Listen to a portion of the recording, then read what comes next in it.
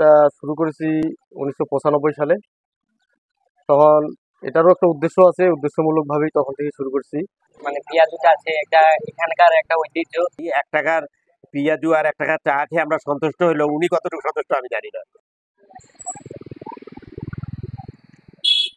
দ্রব্যমূল্যের এই সময় এখন মাত্র 1 টাকায় পেঁয়াজু আর 1 টাকায় 1 কাপ চা বিক্রি করছেন আপন আহমেদ। নীলফামারীর সন্ন্যাসীতলা বাজারে দীর্ঘ 29 বছর ধরে আপনের দোকানে প্রতি কাপ চা ও প্রতিটি পেঁয়াজুর দাম মাত্র 1 টাকা। এখানকার যে মানে পেঁয়াজুটা আছে একটা এখানকার একটা ঐতিহ্য। এখানে 1 টাকায় চা 1 টাকা পেঁয়াজু পাওয়া যায়। যে এই এলাকায় মানে অনেকেই নানা প্রান্ত থেকে অনেকেই এখানে বড়া খেতে আসে এবং এখানকার বড়াটার স্বাদও অনেক ভালো। এবং আমি এখানে রেগুলার আসি, যে মজা লাগে, আমাকেও ভালো লাগে। সব বিকালবেলা একটু বাইরে বের হই, এখানে এসে আড্ডা দিই, বন্ধু বান্ধবের সঙ্গে আসি, মাঝে মধ্যেই আসি। এখানে অনেক লোক, আমরা সেল পাই না, কিন্তু আমরা একটু ওদেরকে সেল দিয়ে থাকি যে ওদের পাব, তারপরে পোষা ওদের। আর যদি বাইরের লোক খাদ্য তাদের কিন্তু পোষায় না। 1 টাকা কোনো জিনিস পাওয়া যায় না। সামান্য একটা চকলেট এখন 1 টাকা হয়ে গেছে, যেটা আলাদা চকলেট এখন 1 টাকা হয়ে গেছে। সম্প্রতি সন্ন্যাসীতলা বাজারে গিয়ে দেখা যায় গ্রামীণ পাকা রাস্তার একপাশে ভাই ভাই টি স্টোর নামে ছোট্ট একটি দোকান। পাশেই জ্বলছে চা ও পেঁয়াজু তৈরির চুলা।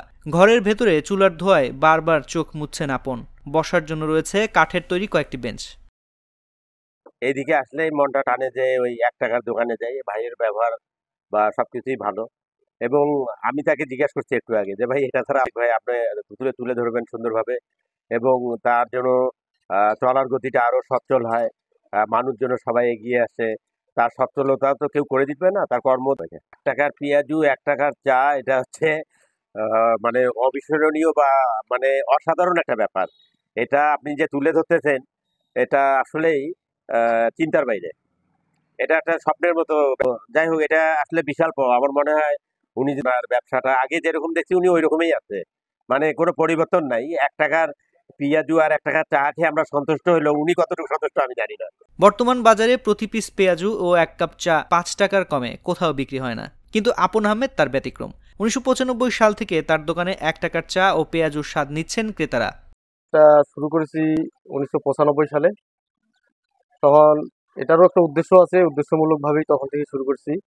সেটা হচ্ছে 1995 সালে যখন আমি এসএসসি দেই, নতুন বা 2 বছরের মতো হয়েছে বাজারটা লাগার। 6 টাকা খরচ করে 5 টাকা দিয়েছিল 1 টাকার জন্য।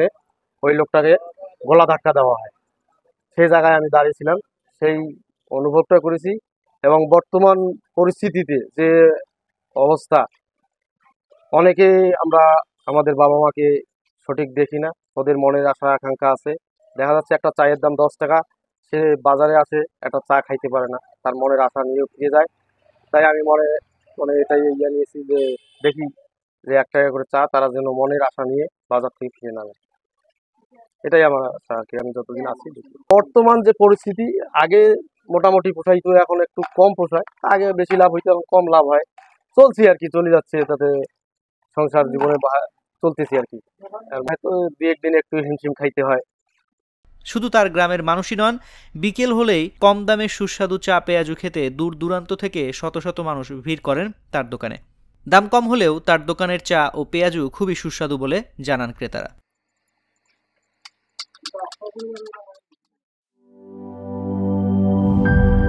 She is brave. She is free. A generous soul with many possibilities.